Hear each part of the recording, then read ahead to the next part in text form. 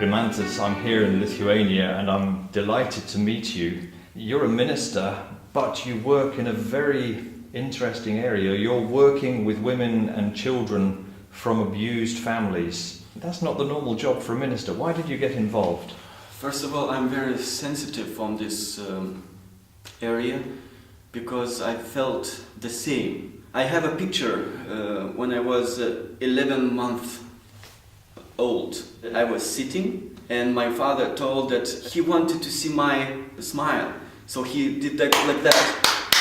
And then I looked at him and smiled. This is the world to which I came. But later I have a picture when I was 5 years old. And no smile, it's very sad. And I look to this photo and I understand why. Because on that age I remember the first violence from my dad to mom. And that was very hard to me. So you grew up in a world of violence and abuse yourself? Yes, my father drank a lot. And when he was drunk, he was very aggressive. And yet today we see you as a very pleasant person. How did you cope with it? How did you grow out of that violence? When I was 7 years old, I promised to myself I will find a very good wife, I will have very good children, and I will be better than my father. But when I became a teenager, I realized that I can't change my life. I'm becoming like my father. I was aggressive, I was selfish, I was proud. I started to smoke and to drink, but I was suffering because I wanted to be better, but I couldn't. And I raised a question, why? This question was many years from childhood till teenager. I was like a mediator between my mom and my dad. And I lost some teeth because my dad, beated me because I tried to defend my mom. I have many scars on my head because, for example, if my dad took a chair and wanted to beat my mom, I ran between them, in the way, yeah. And then he hit me. I had a sister which was 1 year older, but she didn't take care of this, and 2 brothers. They were younger, about 7 years. So I was the only one who never slept at night until everything will be in peace. I remember I was 12. Parents were at their friend's place and they were drinking, and I sat by the flat door and playing with the door, just waiting for them. Everybody was sleeping on that time and was playing with the door and waiting. And then at about 2 o'clock in the night, I hear that from first floor my parents comes home to the 7th floor where we lived. And they then closed the door, went to my room, opened a little my room's door and looking to them. I want to be sure my father will not beat my mom and everything will all right. So when they came, everything is all right. They went to the sleeping room. Okay, nothing. Then I said, oh, it's peace. And then after 5 minutes, it's a loud scream from my mom. And then I jumped and then went to this room, and my father, for example, he tries to break a leg or arm my mom's, and I don't know why, but it hurts my heart very much. That's why I became very nervous from this age and emotional. Very often when someone goes through those kind of experiences, and okay, you're defending your mother and you're intervening, but when you grow up, you find you're like your father. Mm-hmm. What made the change for you? I found a booklet on the ground. It was written, why? I was very active, I was smart, but like hyperactive. But so I took this booklet and it was written, why? and you have problems, many problems, but why it is so, and how to solve your problem, and so on. And that there was a pastor, Billy Graham, and it is written that he will preach in our town, but not alive, but with a video projector. I tried to understand why in my life, so I went. But when I went and looked and listened to his sermon, it was I heard first time about Jesus, and it touched my heart because he never beat people and he never talked ugly words. He was very kind, and I visited 3 days, all 3 days, and then after this, when he said who wants to receive Jesus in their life, come in front, I came. I was very happy. It was in 1992, I was 16 years old. And then I came home. On this time my parents were drinking in the kitchen. And I knew that my emotions should go up, and I need to be angry. Why you do this? And then took this bottle and then pulled it out. But then when I came in, I looked at them and I started to think, where are my emotions? And then turned to my room, sat, and I'm starting to think, interesting, I feel differently. I think this is the answer, Jesus. He's doing something in my life. So this is what I need to seek, and that's the answer. How I started to change. Is the answer that simple? Because a lot of people will say, okay, come to Jesus and all your problems are solved, and yet sometimes the problems are still there. Somehow it worked for you. Because it was first love for Jesus, and I loved him very much. I loved him and I knew his word. I want to be sincere to him. I read first, it was Gospel of Luke, and it helped me. I really wanted to change my life because I was not a very good young man. How did you leap from there to where you are today? You are a minister and you're trying to help other people. It was in 1992, and that meeting organized Charismatic Church. They gave me address and they said, come to us. I said, okay, but I lost this address. I think God knew that who I'm going to be, that I will be very active, and He didn't want that they would have me. So somehow I lost this address, and so 1 year passed, and Adventists came for the first time to this town, and they were doing seminar. Again, I saw booklet, there were many questions. I visited this seminar for 1 month. Every day I was visiting, and then I was baptized. I didn't say to my parents that I'm going to baptize, because I know they will not let me go. I was 17 years old at that time. So when I baptized, I said to my parents, I baptized in Adventist church. I said, okay, let it be. And then my relatives, of course, they were Catholics, and I was baptized in Catholic church. They started to hate me, but when they saw me after 2 years, they said, you from the Satan became an angel. And they started to respect me and respect my God. So they saw the transformation in you? Yes. Did your parents see that transformation? Yes. Did it make a difference to them? No. So you still had to live with it? Yes. I was like a little light in darkness. And then in 1994, Pastor Daniel suggested me to go to study in Newbold College in Riga. He said, do you want to be a pastor? Yes, then you need to go to study, okay? And it was 1994.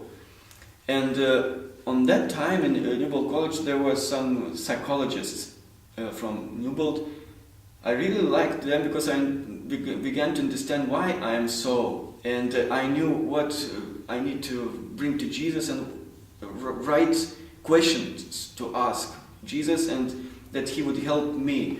He was working on my life. That's why He starts to change. And I was very young when I started to be leader of the group. It was in 1995. I was a leader of a group in the church. So you made that transformation. You're leading the church there, as you say, as a very young person, because you're still young now. Mm-hmm.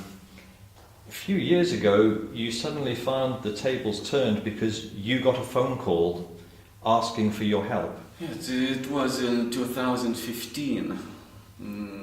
I was visiting many people, poor people, and I received one call. It was from Mummies Club. It's an organization who take care of mummies who cannot take care of child, or they have crisis in the family, or violence in family. They need spiritual help.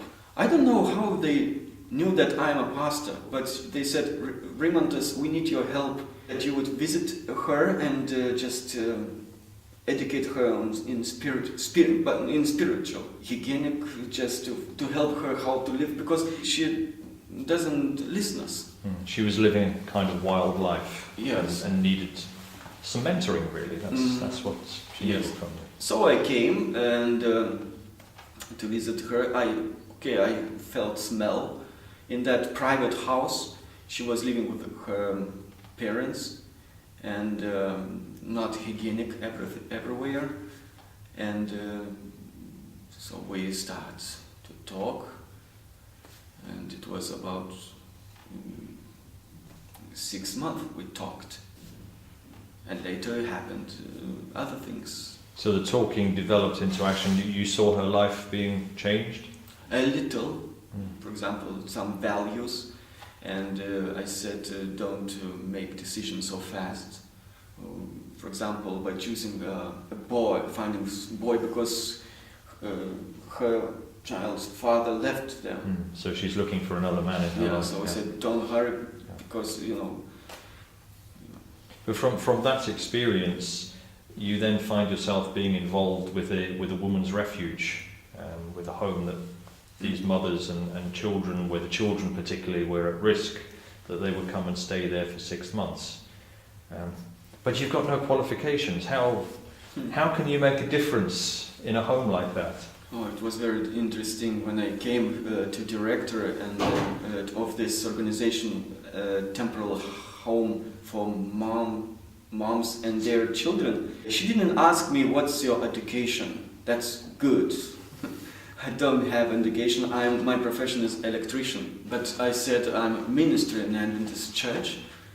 And she said, wow, we just opened this organization, and we need some kind of mentor or spiritual leader who can raise their hurted hearts. And can I ask for your help to come regularly every week and to do lectures, to talk, to discuss with our women, because we have 8 women and they need your help. Yes, of course, because on this home there was this woman brought by children's rights. Okay, I said, let's go. And so she introduced me to the workers, and they said, this is Rimantas, and he will come every week or other days in the evening to talk. And it was in 2015. So you're giving lectures, and you're again mentoring these ladies to help them to have more direction in their lives. Yes, there was a room, like rest room. There was a table, and then around chairs and sofa, and workers take care of their children, and so women come, sit here.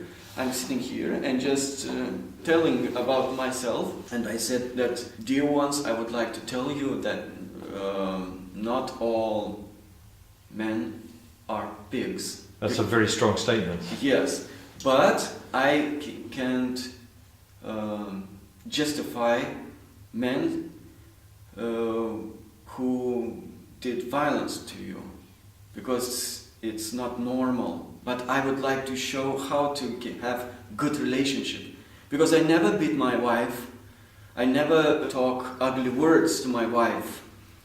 She never saw me drinking and smoking, and my children very happy, and they want to be with us, and they don't want to run away from a home. So that's why I want to tell about this life, how it looks, and it's possible to everybody. So your motivation, in a sense, is you went through hell as you were growing up. Yes, I talked many times when my mom tried to cut veins, or my father was hanging himself, and when I ran to help him to take him from this rope, and I said I saw everything, and that's why I hate this life, and I don't want that people would experience this. Because now you've got Jesus as the center Yes. of your life. You're married to someone who's a Christian lady. You're working together. Yes. You've got children, and you just want to be able to share what you've got with these ladies. Yes. Of course, I cannot do Bible studies on that organization, because in Lithuania it's forbidden to talk in some organizations, Bible studies, some kind of faith. But I can tell my experience with Jesus. They know that they are Adventists. Some of these ladies came to our church. Some of these ladies came to Messy Church to Kaunas. And if I had more opportunity or more resources, of course I would take all of them here to Messy Church and so on. But now I need to use what I have. I suppose the question would be, you've been involved with this for a couple of years now. It's an added value part of your ministry. Do you actually see it making a difference? Is it worthwhile what you're doing? Television heard about me in Kėdainiai. Because people started to talk. We don't understand why Adventist ministers helps to repair a room for such a kind of women with children, to repair a room, and our government does nothing. They gave a flat, but this flat, for animals to live, not for people. And then Adventists started to help. Why it's so? That's why television called me and said, Rimantas, we would like to take some interview to film and to show people how it's going on. I said okay, and they came right to the place where I just repairing a room. I had some people who helped me, and they started to ask me some questions. So you've got other volunteers that have joined in with you? Yes, yeah. Yes, I had. It's fantastic what you're doing. I guess the question I've got is, if somebody phoned me, or if I saw a neighbour or a community in my town or city that's going through what you've gone through, what practically should I do? You need to feel by heart. It's one question. It's you need to feel that you are in the same shoes. I feel by heart. For example, if something wrong, I go in the evening. My wife sometimes is not very happy that she said again to a woman, but I'm thankful to God that she still trusts in me. But if I would, for example, grew up in a very good family, I don't know the answer, because it's difficult to say. But in a sense you're giving the answer, because you're saying you've got to feel something in your heart. Yes. It's an engine in my life. That's a place I feel, and I feel them. But that's something for all Christians. It may not be working with abused women or children, it may be a different area, but God calls us to do things, and what I'm seeing is that when God called you, you didn't refuse. Of course they